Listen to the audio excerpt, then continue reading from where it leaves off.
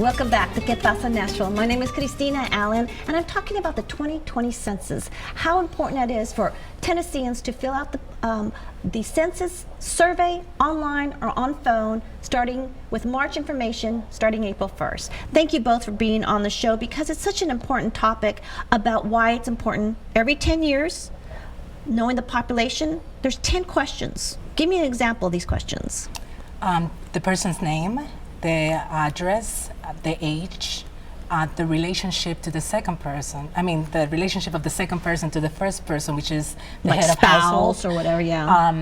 The Hispanic, whether they're Hispanic or white or black. So there's a race so question. There's a race question, and that's basically what it is. It's very simple. It asks you for your phone number, whether you're female and male. And the only reason why we ask for the phone number is so that if there is anything that you missed and you did not complete, we'll give you a call back and we'll ask. But what's very important is it's very confidential. You're not sharing this information with anyone.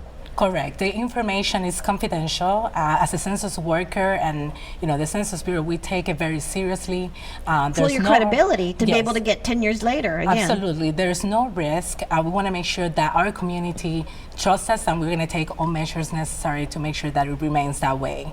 We had never had any incidents related to any breaches or, I think that's very important, the word that we get out as well. I want to follow up what we were talking earlier about data. Very important. Tell me about the fertility of the Latino population within the state of Tennessee. Well, the fertility rate, the fertility is a measure of the number of women who are females who are childbearing age, that is age 15 to 44, and the number of births that they have. For non-Hispanic whites, for Asians, for other races, that number's been fairly flat, about 60 births per 1,000 females of that age. But for Hispanics, Hispanic Latinos, that number's been quite a bit higher at points, especially peaking in the 2006, where it was about 2.5 times higher than the fertility rate of the population as a whole. So now that number has dropped, but it is still about 40 to almost 50% higher than the population. But that population reflects our bilingual ELL classrooms. If they are born U.S. citizens, they do get SNAP or they get other benefits, not necessarily their parents. And so a lot of that data is very important because it does disseminate into our education, our health. I mean, it's everything, our neighborhoods. But it's important to understand it has leveled out, but it's still higher. All right, so we're looking at the Tennessee Hispanic and Latino population age. And we know that it's so important that under 20, our population in Latinos is one of the highest. It's one of the highest, but the under age 5 is actually the largest segment of population that is Hispanic or Latino when you break it down by age group. And that's the largest segment of population that was missed in the 2010 census. And that's very important because in 2010, we knew we were one of the top 3 percentage-wise growth of Davis Nashville was, for instance, behind Charlotte and Atlanta percentage-wise. So we might have 2, we have 4. But in the state of New Mexico, where I'm from, the minority is the majority, so we know that it's very stable growth. But in the state of Tennessee, and even narrowing it down to Middle Tennessee, is when we see that growth because they are living in Middle Tennessee because of our services or accessibility to the right foods, their family, or so forth. And so all of that reflects everything, how we have to work with them, from the police department to the fire department, on the importance of just educating them. And so that's why the data is so important, and that's why the census is so important. I do believe the demographic shift is just happening in the Southeast for the first time, I think, the last 20 years. And it's not just Hispanics. As you were saying, a lot of Asians are either moving here or, when we say a lot, it's meaning we didn't have many to begin with. That's really have to look at it. It's not that we have billions coming in, it's that we have more than we had. Well, in Davis County, about 14% of the population is foreign-born at this point. So that is 10 years ago, it was about 10, 11%. So it has risen slowly, but it is increasing everywhere. Do you see it's going to increase more in the next 10 years? Lots can change. Immigration from other countries has slowed. It's not what it really peaked in the previous decade. So as we see that start to decline, that may start to change. And I think that's what's interesting is what we do with the data and how we utilize it. So again, I'm going to kind of repeat is, you are going out and going to knock on doors. You're going to have the data, but How do you get workers to do that? I understand that you are looking for workers to help with the census, a part-time job within a 6-month period or so. Is that still correct? Yes, that's still correct. We are actually looking to hire thousands of people to actually join the census for that operation. And you'll train them and understand the neighborhoods. We actually give them a training. We talk to them about safety. We explain to them how to go to the doors and knock and approach and get this information.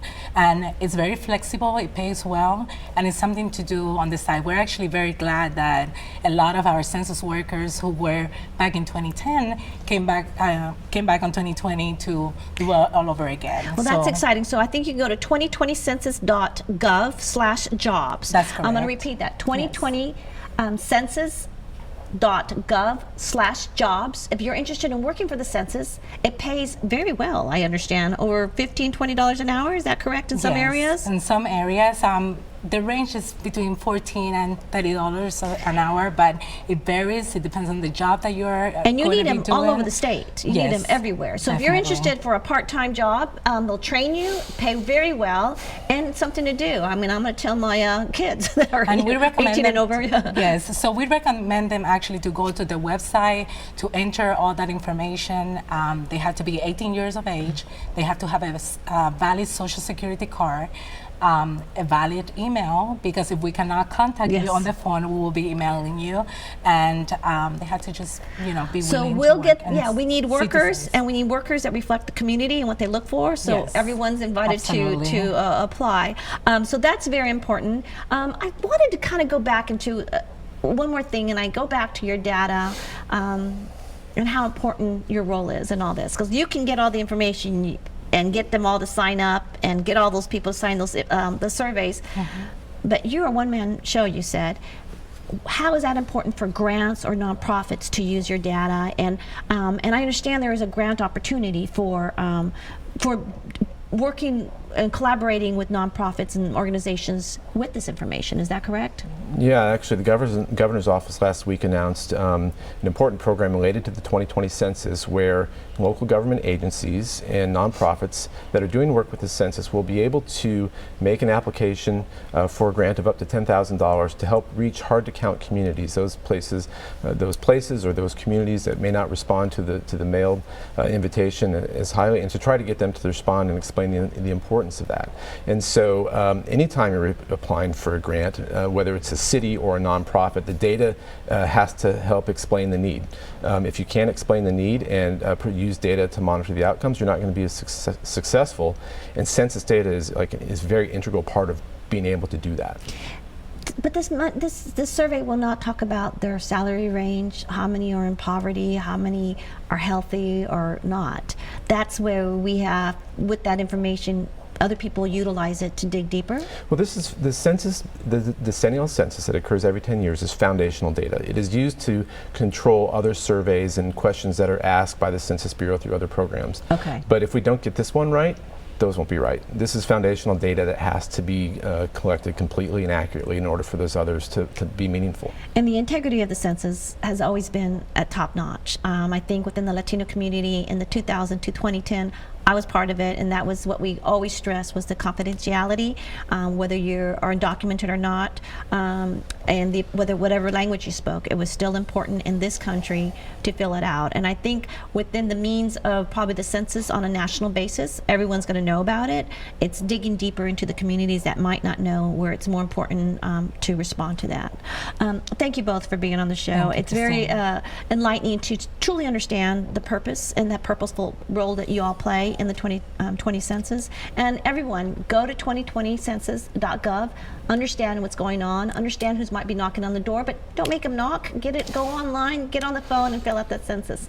Muchísimas gracias, and we'll see you next week in Pasa Nashville.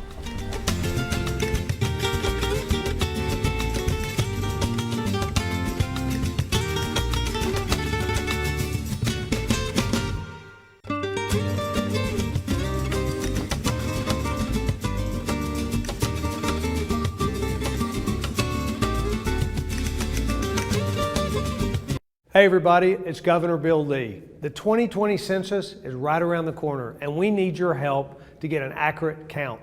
The census is a once-in-a-decade process of gathering information from households across the country.